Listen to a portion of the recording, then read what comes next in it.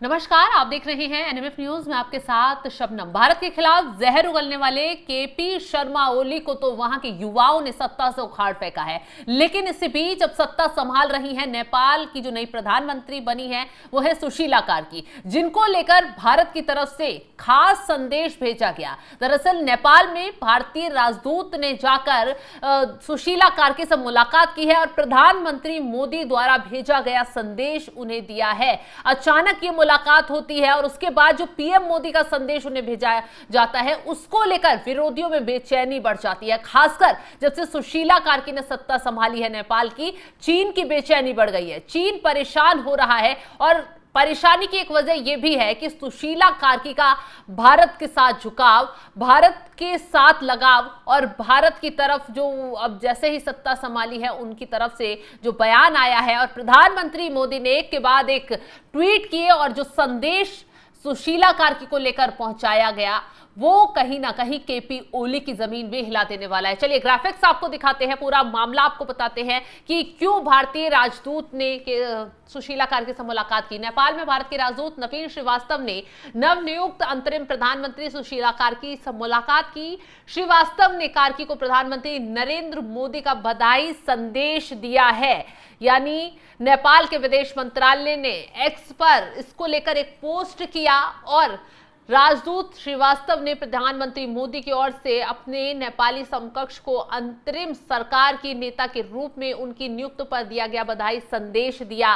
नेपाल के विदेश मंत्रालय ने एक्स पर ट्वीट कर यह जानकारी दी है, बताया है कि बधाई संदेश में क्या कुछ कहा गया। बधाई संदेश में पीएम मोदी ने दोनों पड़ोसी देशों के बीच सहयोग और मैत्री के घनिष्ठ संबंधों को और मजबूत करने के लिए मिलकर काम करने की भारत की प्रतिबद्धता व्यक्त की है।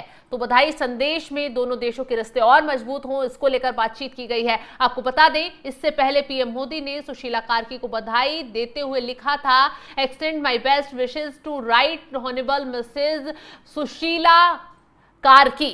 पीएम मोदी की तरफ से बेस्ट विशेस देते हुए राइट शब्द का इस्तेमाल किया गया, जिसको लेकर चर्चाएं तेज हो गई। हालांकि इस पर बाद में आएंगे, लेकिन उससे पहले ये जो मुलाकात हुई है कितनी खास है भारत के लिए भी और नेपाल के लिए भी, क्योंकि नेपाल और भारत के रिश्ते काफी अहम हैं और ये केपी शर्मा ओली की वजह से कुछ वक्त पहले डगमगा गए थे। वो कैसे? केपी शर्मा ओली सत्ता में थे तो चीन की शरण लेते हुए उन्होंने जमकर भारत के खिलाफ जहर उगला, जमकर वो मोदी सरकार को निशाने पर लेते हुए नजर आए, भारत से रिश्ते बिगाड़ते हुए नजर आए, जबकि रोटी बेटी का संबंध भारत और नेपाल का रहा है। और सबसे बड़ी बात तो दोनों देशों की सीमाएं खुली है, व्यापार आराम से हो जाता है, कोई यहां पर न वीजा लगता है न पासपोर्ट लगता है। यही वजह है कि नेपाल और भारत के संबंध बहुत ज्यादा गहरे हैं। ऐसे में केपी ओली ने ये संबंध बिगाड़े। ओली ने जब सत्ता से गए तो यह भी आरोप लगाया कि उन्हें भारत के विरोध के कारण अपनी सत्ता खोनी पड़ी। उनका कहना था कि यदि वो भारत के आगे झुक जाते तो उनकी सरकार नहीं गिरती। उन्होंने कालापानी, लिपुलेख और लिम्पियुधुरा को नेपाल का हिस्सा बताया। इस मुद्दे पर भारत के साथ कड़ा रुख अपनाया। उनके कार्यकाल में नेपाल ने एक नक्शा जारी किया था जिसमें इन क्षेत्रों को नेपाल का हिस्सा दिखाया गया था, जिससे दोनों देशों के बीच तनाव बढ़ा।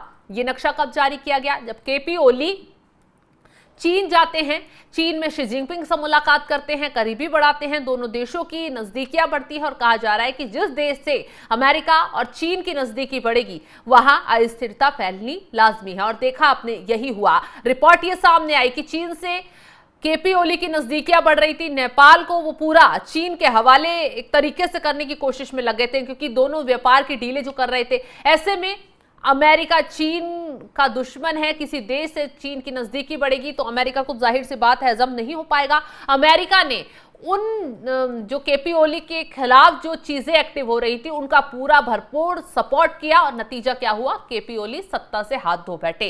अब आपको बता दें, ओली ने यह भी दावा किया था कि भगवान राम का जन्म भारत में नहीं बल्कि नेपाल के बीरगंज के पास हुआ था। उन्होंने भारत के अयोध्या को विवादित अयोध्या बताया था। ओली ने कई बार भारत पर नेपाल के अंतरिम मामलों में हस्तक्षेप करने का भी आरोप लगाया था।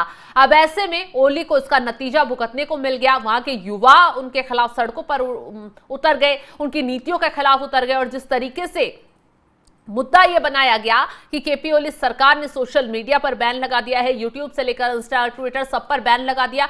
उससे युवा भड़के और केपी ओली के खिलाफ सड़कों पर न सिर्फ जोरदार प्रदर्शन किया गया, आग लगाई गई, संसद पर कब्जा कर लिया गया और नतीजा क्या हुआ, केपी ओली को सत्ता से खदेड़ दिया गया। अब ऐसे में सुशीला कार्की सत्ता में आ गई है। हालांकि भारत के प्रति, जैसा हमने आपको बताया, उनका रुख बहुत ज्यादा क्लियर रहा है। बीएचयू से उनका संबंध रहा है।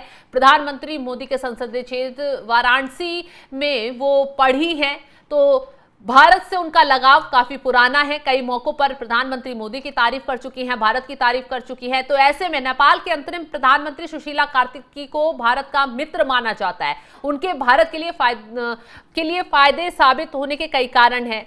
सुशीला कार्की ने भारत में अपनी पढ़ाई की। उन्होंने बनारस हिंदू विश्वविद्यालय से राजनीतिक विज्ञान में मास्टर की डिग्री हासिल की। उनके इस अनुभव ने भारत के साथ उनके व्यक्तिगत और पेशेवर संबंधों को मजबूत किया।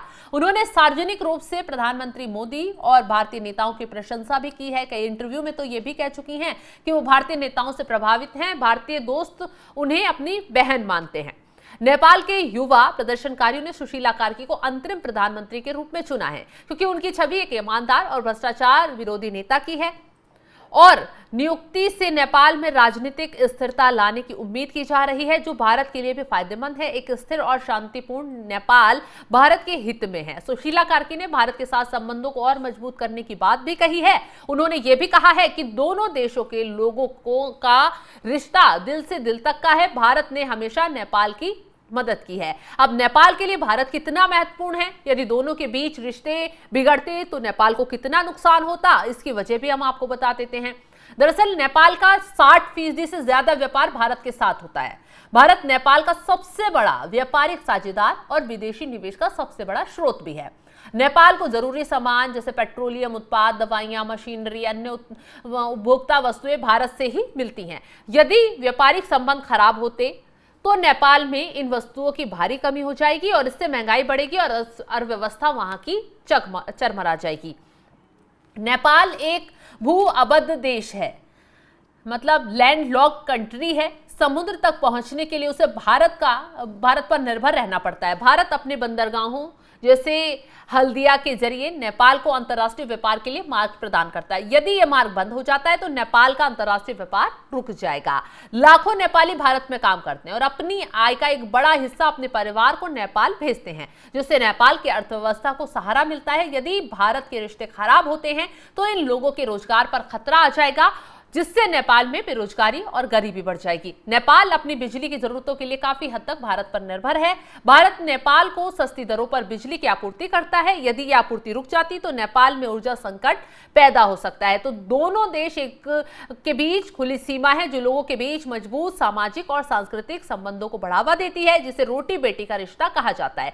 ये सीमा लोगों की निर्बाध आवाजाही को भी संभव बनाती है। रिश्ते बिगाड़ने पर यह व्यवस्था प्रभावित हो सकती है। अब आपको बता दें कि सुशीला कार्की सत्ता में आई, भारत की तरफ से पूरा सहयोग दिया जा रहा है। भारत सरकार की तरफ से सीधा सीधा कहा जा रहा है कि हम सुशीला कार्की के साथ हैं और हम नेपाल का सहयोग पूरा करने के लिए तैयार हैं। अब आपको बता दें कि सुशीला कार्की के खिलाफ भी कुछ विरोधी खड़े हो गए हैं, कुछ जेनजी ग्रुप खड़े हो गए हैं और वो हैं इस आंदोलन के जो नायक हैं सुदम गुरुंग। उन्होंने कड़े शब्दों में सुशीला कार्की को चेतावनी दे दी है। कहा कि जिसे मैं प्रधानमंत्री की कुर्सी पर लाया हूं उसे हटाने में वक्त भी नहीं लगेगा।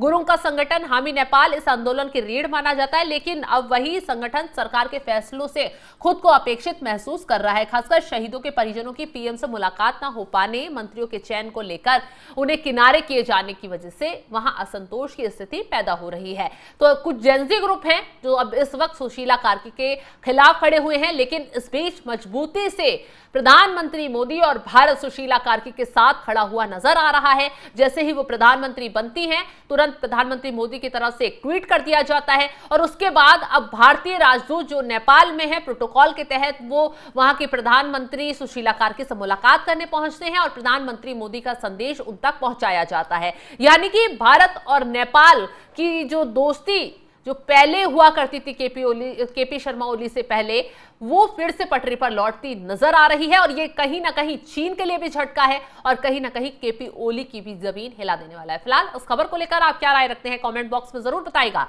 और तमाम बड़ी खबरों के अपडेट के लिए आप हमारे साथ जुड़े रहें। नमस्कार।